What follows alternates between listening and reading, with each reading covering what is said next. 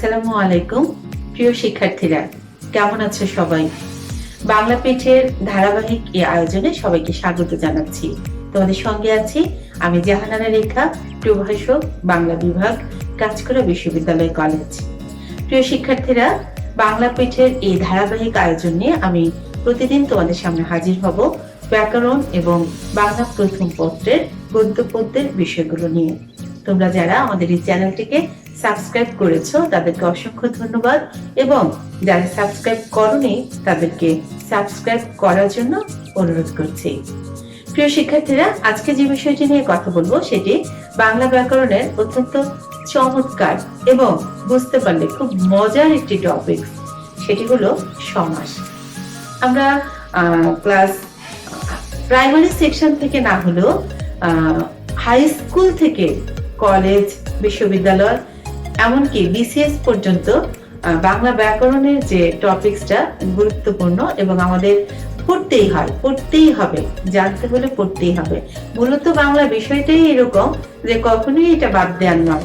তোমার পড়াশোনা শেষ হয়ে গেলেও তোমাকে কিছু বিষয়ের সাথে সম্পৃক্ত থাকতে হয়, তোমার মন শিয়ানা দেখানোর জন্য, তোমার পাণ্ডিত্য দেখানোর জন্য, বোঝানোর জন্য কিছু বিষয় তোমাকে সবসময় শুনতে হবে, পড়তে হবে, বুঝতে হবে।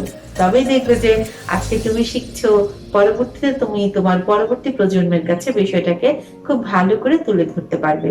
যাই হোক শিক্ষার্থীরা, অনেক কথা বলে ফেললাম। আজকে যে বিষয়টি নিয়ে কথা বলবো সেটি হলো সমাস। অত্যন্ত চমৎকার একটি বিষয় যদি তোমরা বুঝতে পারো। সমাস, আমি প্রথমে সমাসের সংজ্ঞাটা তোমাদেরকে একটু বোঝানোর চেষ্টা করছি, একটু মন দিয়ে শোনো। পরস্পর দুই বা ততোধিক পদে এক পদে পরিণত হওয়াকে সমাস বলে। সমাস কাকে বলে?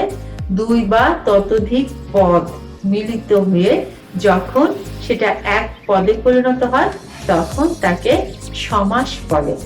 যেমন ধরো, নদী, মাতা, যার। নদী একটি পদ, মাতা একটি পদ এবং যার একটি পদ। তিনটি পদ মিলে একটি শব্দ হয়ে গেল নদীমাতৃক। আবার ধরো, সিংহ, চিহ্নিত, আসন। এই তিনটি পদ মিলে কি হলো? একটি শব্দ হলো সিংহাসন।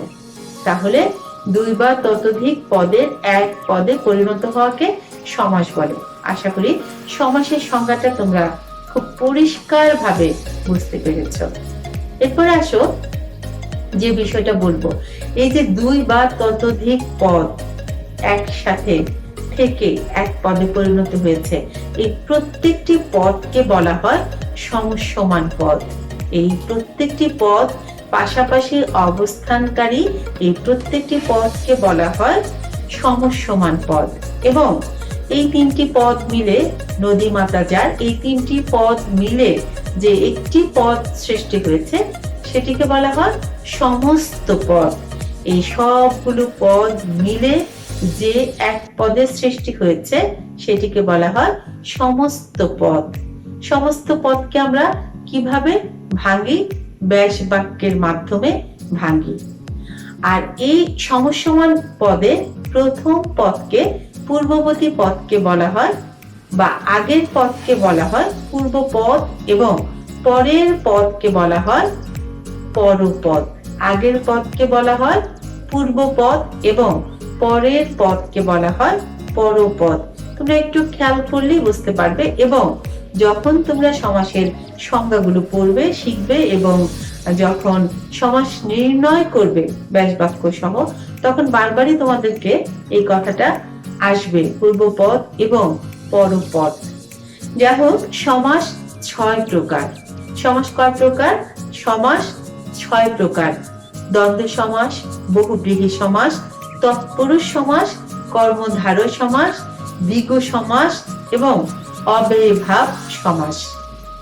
সমাসের সবচেয়ে সহজ যে সমাসটি সেটি হলো দ্বন্দ্ব সমাস। সেটি হলো দ্বন্দ্ব সমাস। আমি একটু আগে পূর্বপদ এবং পরপদের কথা তোমাদেরকে বলেছিলাম। এখন দ্বন্দ্ব সমাসের সংজ্ঞায় যদি আমি তোমাদেরকে বলি যে পূর্বপদ এবং পরপদ উভয় পদেরই প্রাধান্য থাকে যে সমাসে, তাকে দ্বন্দ্ব সমাস বলে। আমি আবারও বলছি যে সমাসে পূর্বপদ এবং পরপদ উভয় পদেরই প্রাধান্য থাকে, কোনো পদ বিলুপ্ত হবে না, দুটো পদই অক্ষয় থাকবে, সে সমাসকে দ্বন্দ্ব সমাস বলা হয়। যেমন ধরো মা ও বাবা, মা পূর্বপদ এবং বাবা পরপদ, মাঝখানে কি করলাম ও।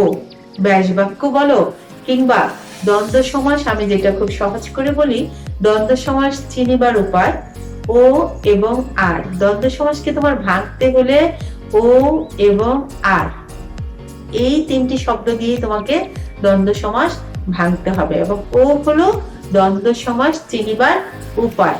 তাহলে মা পূর্বপদ এবং বাবা পরপদ, দুটো পদই অক্ষয় আছে, উজ্জ্বল আছে, কোনো পদই কিন্তু বিলীন হয়ে যায়নি। তাহলে আমি আবারও বলি, যে সমাসে পূর্বপদ এবং পরপদ উভয় পদেরই প্রাধান্য থাকে তাকে দ্বন্দ্ব সমাস বলে। দ্বন্দ্ব সমাসের অসংখ্য উদাহরণ, এবং আকাশ ও পাতাল, আকাশ পাতাল, টাকা ও কড়ি, টাকা কড়ি, সাদা ও কালো, সাদা কালো, ধন ও দৌলত, ধন দৌলত, এমনি অসংখ্য শব্দ দ্বন্দ্ব সমাসের উদাহরণ, যেগুলোকে আমরা ও দিয়ে ব্যাস বাক্য করি। অতএব চিনে রাখলে দ্বন্দ্ব সমাস চিনিবার উপায় ও এবং আর। আমি, তুমি ও সে, তাহলে কি হলো আমরা, তুমি ও সে, তোমরা ও। পদ্মা মেঘনা ও যমুনা, পদ্মা মেঘনা যমুনা। প্রিয় শিক্ষার্থীরা, আজ এ পর্যন্তই। পরবর্তীতে হাজির হব আবারও অন্য একটি সমাস নিয়ে। আশা করি আমাদের সাথেই থাকবে। ধন্যবাদ সবাইকে।